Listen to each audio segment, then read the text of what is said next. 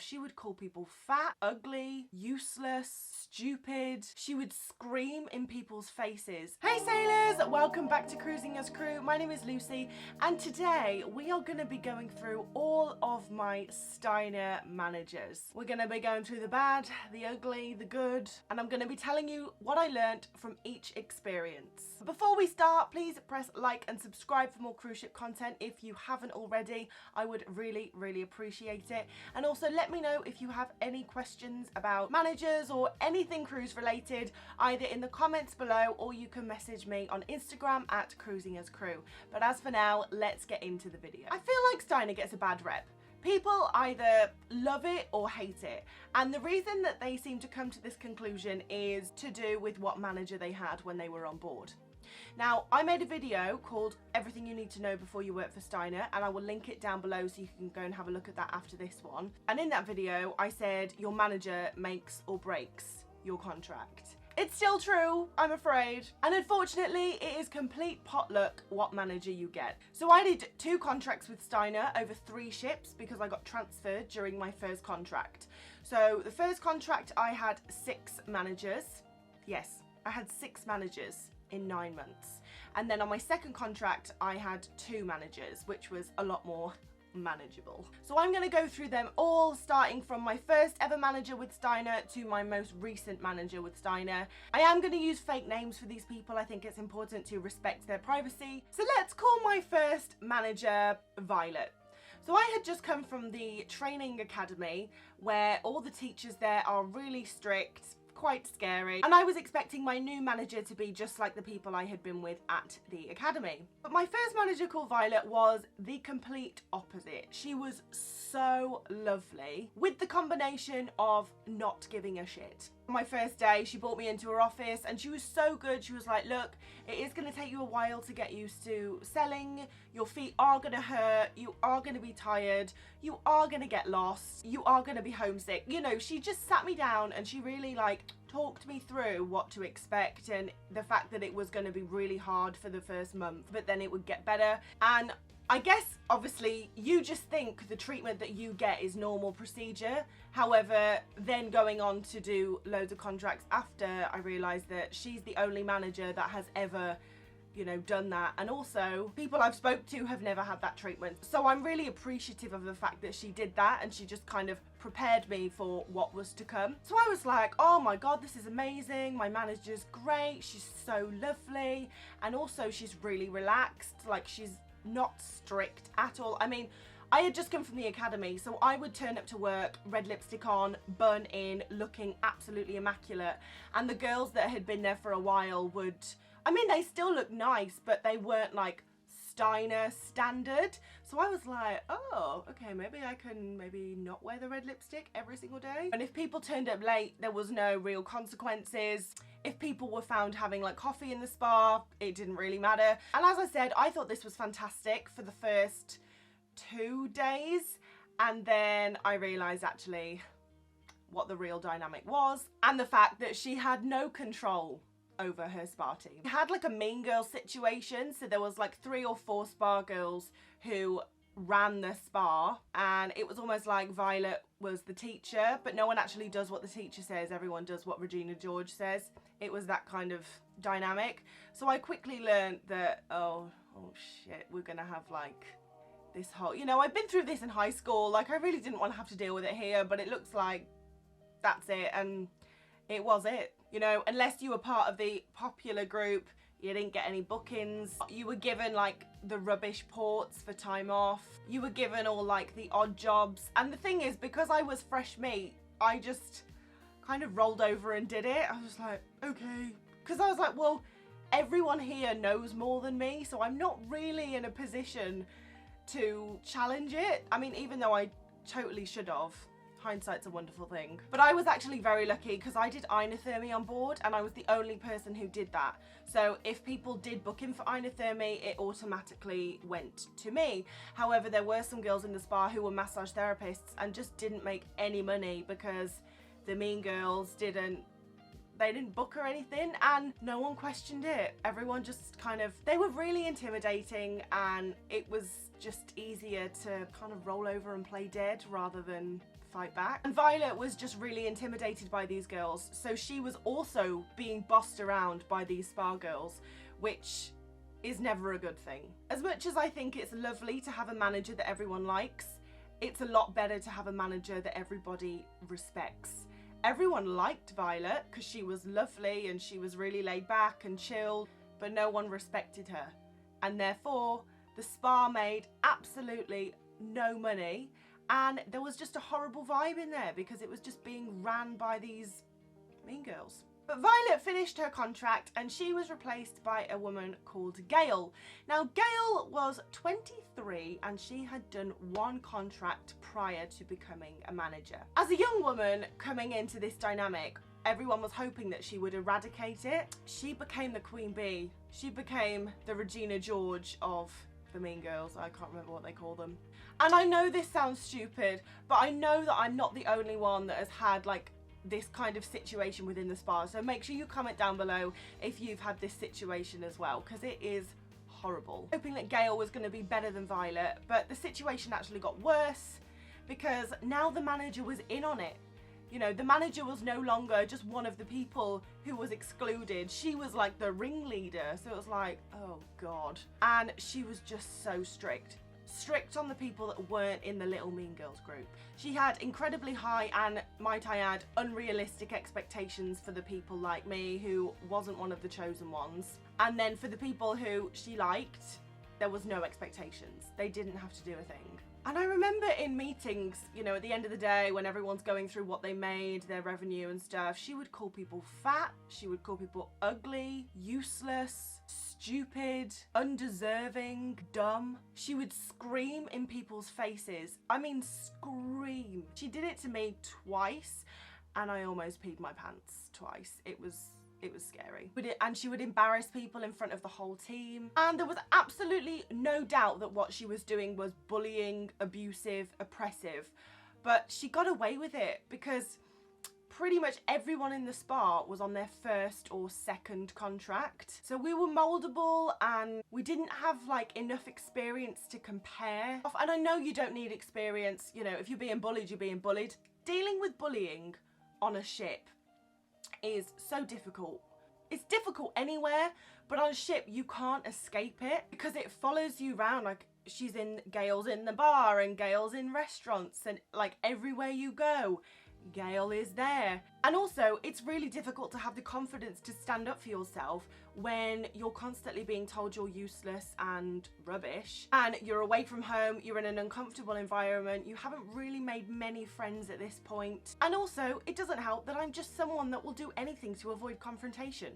So not as much now, but back then I was like, I'm just gonna keep my mouth shut. And it's not like I was being singled out either. There was a whole group of people in the spa that were going through this and no one else said that maybe we should report this. And me being the newest person, it's like, well, if the more experienced people aren't saying we should report this, then maybe we shouldn't report this.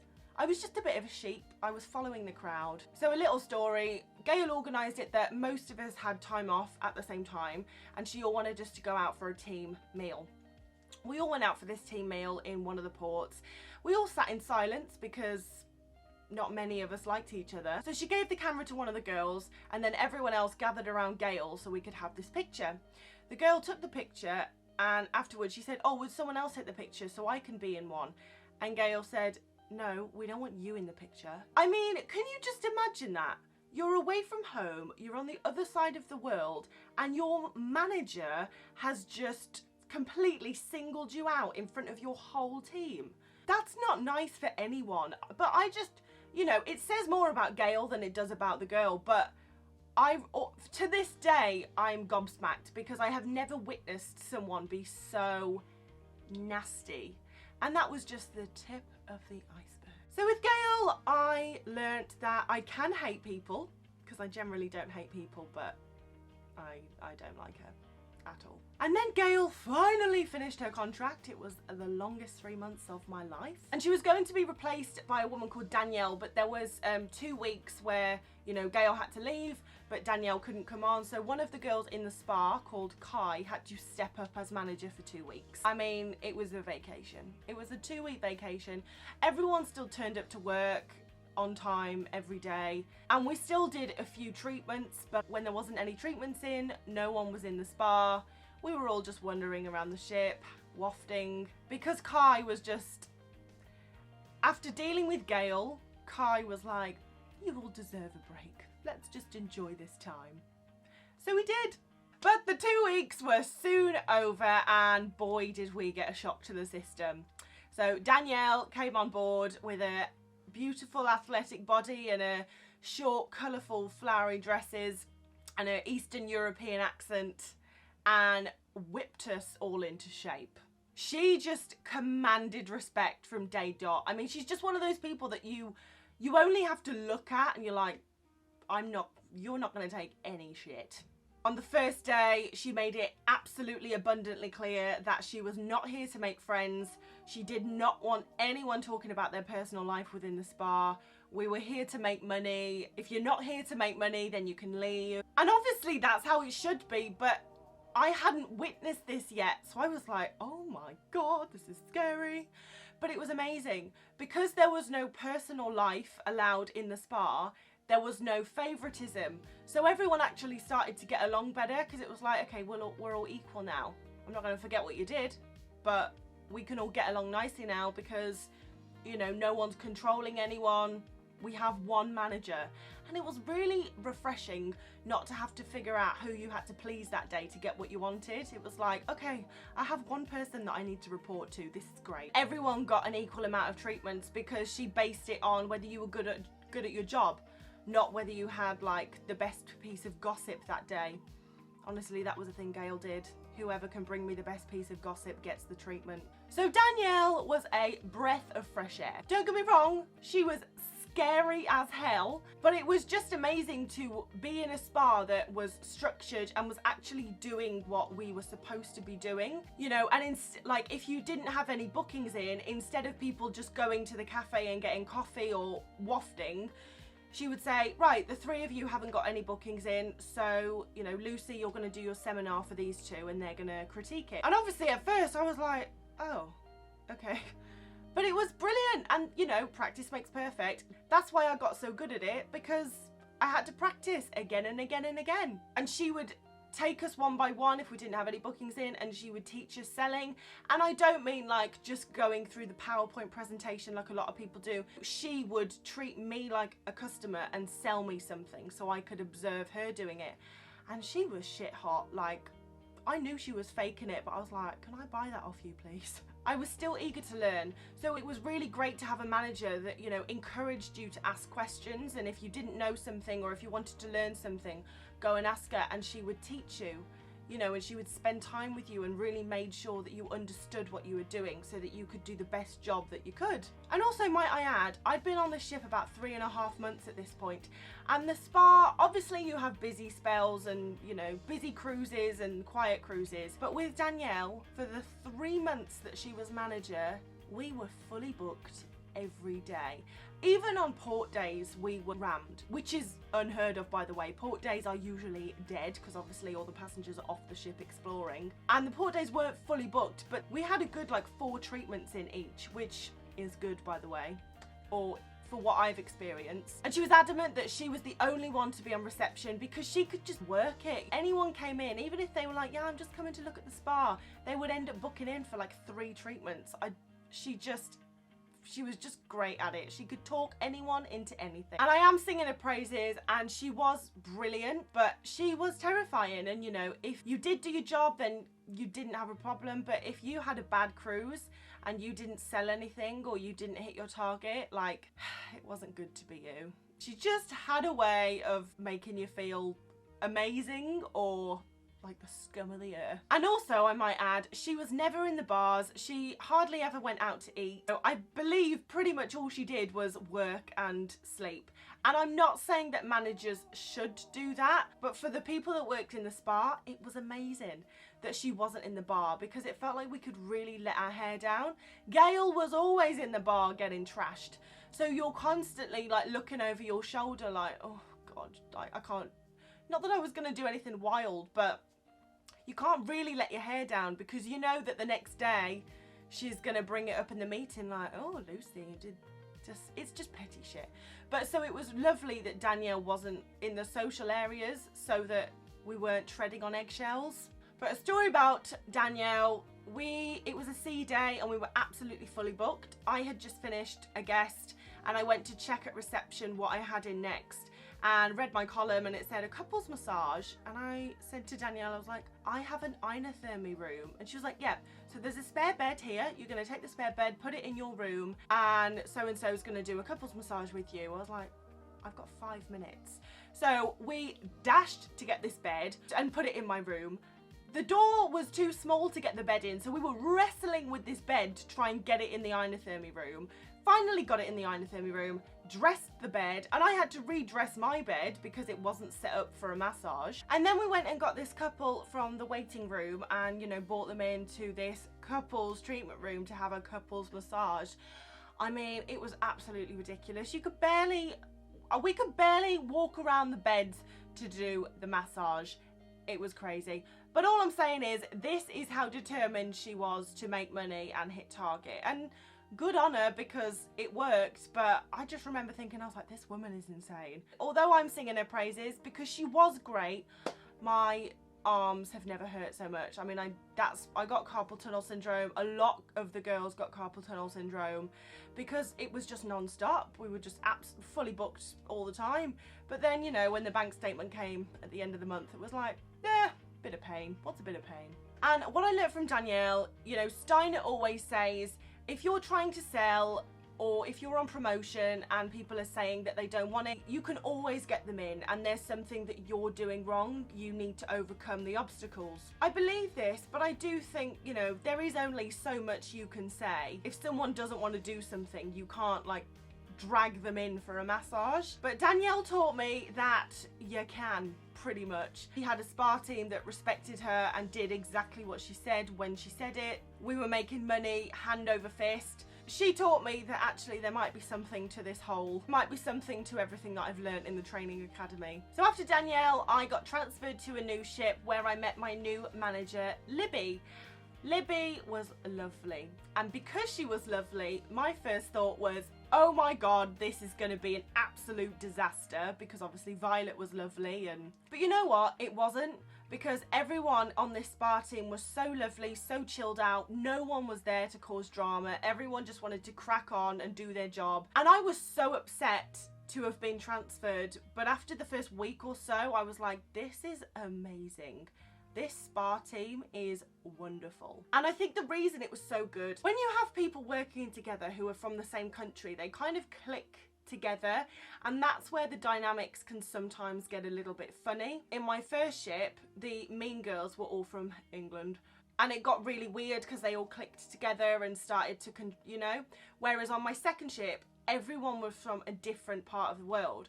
I was from England, South Africa, New Zealand, Australia, China, Japan, Romania, India. And because everyone was from all over the place, everyone spoke to each other as equals. So it was just a really lovely dynamic. I think Libby could get away with not being strict.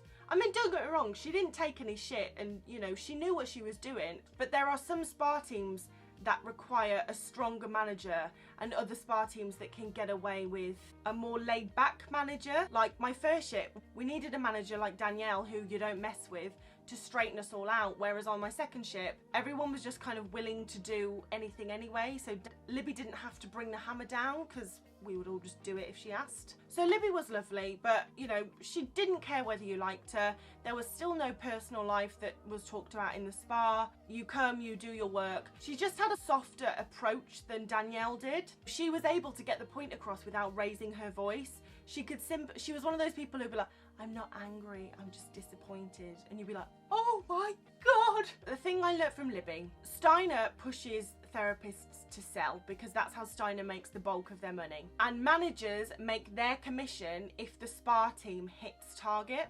Now, because we all really liked Libby and respected Libby and wanted her to do well, everyone worked their ass off to make sure that we hit target because we all wanted her to do well. Whereas with Gail, no one gave a shit about target because we were like, we don't want you to make money. We want you to do bad so that you consider quitting. It's really important for your team to respect you and want you to do well, especially in that scenario where you are relying on your team for your money. So you kind of need them to want you to do well to be able to get your money. And we did. We all absolutely worked our asses off for her. And it was great. It was absolutely great. But unfortunately, Libby was only there for like a month while I was on board. And then she finished her contract and she was replaced by another Eastern European lady called Josie. Now, Josie was a mixture between Gail and Danielle. She was strong-minded, high expectations, strict, no personal life in the spa, but she was also a bully. The spa team on this ship was from all over the world, so everyone had their individual accents. Josie had an accent of her own and no one could understand her. To work on cruise ships, you need to be able to speak English, and if you're going to be a manager, my opinion is you need to be able to speak good English. Her English was not good, it was very broken. And you know what, good for her, she can speak a second language, I can't, so good on her. But it wasn't really good enough to be a manager. She would also tell people they were ugly, tell people their English was bad, and I was just like, but you're crap at English too, like, you can't say that. And because she couldn't write or speak good English, she would ask me to help her with emails. And normally, you know, this just involved like reports and a few like letters back and forth. There was a few times that she would ask me to type out emails, basically reporting on people's bad performance. And a lot of the things she was saying, she would make up, and I just didn't do it. She would try and manipulate me into doing it, threatening my job, threatening my friendships. She would sabotage my seminars. I remember I was in the middle of an inothermy seminar and she came halfway through and just grabbed the microphone off me and told everyone to leave. I was like, why are you telling everyone to leave? And she was like, because it's your lunch. It's your lunch break. No, it's not. It's 10:30. She was like, I've put your lunch break at 10:30. I'm like, why are you sabotaging me trying to make money? If I make money, you make money. I wasn't the only one. She did this to like a lot of people and I just never understood it. I was like, are you thick? But she was just so nasty. And the sad thing was, is she really, I mean, no one needs to be nasty, but especially with this spa team in particular, nastiness just wasn't needed.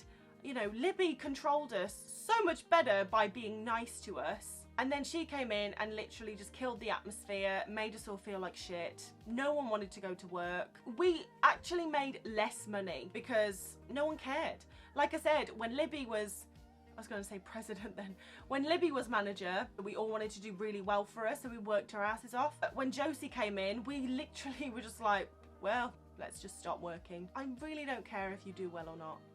She was so incredibly unprofessional, and still to this day I can't decide who's worse, Gail or Josie, but I think it would have to be Gail. Josie was awful, but because I had developed as a person by that point, I could deal with it better. But in the end, we reported her because it was just so awful. And unfortunately, some people are just so shit that you can't learn anything from them because they literally teach you nothing other than what not to be. So that was the end of my first contract. I literally went home and slept for a month. Then I joined my second contract and met my 7th manager, Beth.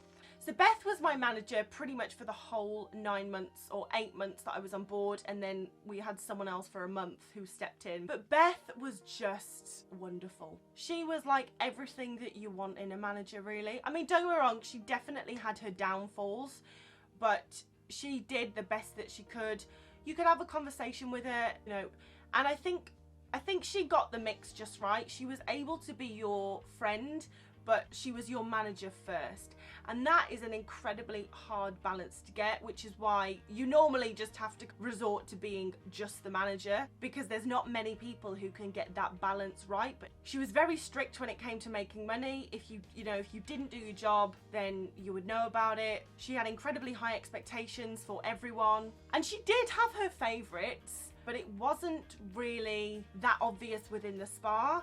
You know, she was very good at keeping it as discreet as she could. I mean, some people you just click with and some people you don't. It was all business first before anything, but you know, if you did have a personal problem, you did feel like you could go to her with it and she would be there for you. And it was kind of the same situation with Beth as Libby, you know, because we all wanted her to do well, we all worked our asses off to try and make sure that we hit targets so that she would make money. And she was always fair, you know, she always offered us incentives, she gave us as much time off as we earned. I really enjoyed having her as my manager. She was very supportive. If you had any questions or wanted to know anything, she was always there to offer help. And it was a really good atmosphere in the spa. She was able to squash most problems. If a few girls had a problem, she was able to just eliminate it, which was another great skill to have as a manager. Because this is it, like, a good manager will bring people together and make a good atmosphere, whereas a lot of the managers I had destroyed the dynamic and made it a really hard place to work and caused drama between people. I'm like, why would you want to cause drama within your own team? But it's just because they weren't meant to be managers. Beth went on holiday for a month and one of the spa girls stepped up called Alice, and she was lovely. Everyone liked Alice anyway. She was assistant manager and it was basically a month's holiday. We all worked hard and we all wanted her to do well, but she was just so chilled about everything. So as you can see, I have had my fair share of good managers, bad managers, nice managers, nasty managers. And I have to say, I do consider myself lucky because out of 8 managers, I only had 2 really horrendous ones. Steiner really needs to become more selective with who they let be a manager. I know there are bad managers within every company, but on a ship, it's so much more important because you can't get away from it. If you have a bad dynamic at work, it usually spreads throughout your whole life on board. And this is why people get depressed. This is why people, you know, commit suicide. This is because you can't escape it. If it's good at work, then it's probably good everywhere else. But if it's bad at work, I think you should do a minimum of 2 contracts before you can even be considered for a management role. And I guess you can't put an age on it because everyone matures at different ages, but you should have to do some kind of personality test. Best managers I had were firm, fair, they didn't have any favourites, there was no personal life talk allowed within the spa, they didn't care whether you liked them or not, they just wanted you to respect them, and all the decisions they made were professional. They never let their personal life cloud their judgment. And the worst managers I had cared about being liked more than being respected. They were hypocritical, they were insecure, and I think a big thing is they didn't really know why they were doing it. They were just kind of being a manager to be a manager, whereas like Danielle, Libby, Beth, they all had their goal, they all know exactly why they were doing it. And I think that's, well, obviously really important to know why you're doing it. I imagine it is really hard to be a manager on a ship because it is going to be lonely. You know, you're not one of the team. You have to lead by example. So to be a manager, I think you really have to be at a stage in your life where you want to work on ships for the money that you can make rather than the life that you can have. I really hope you have enjoyed this video on all the managers that I have had.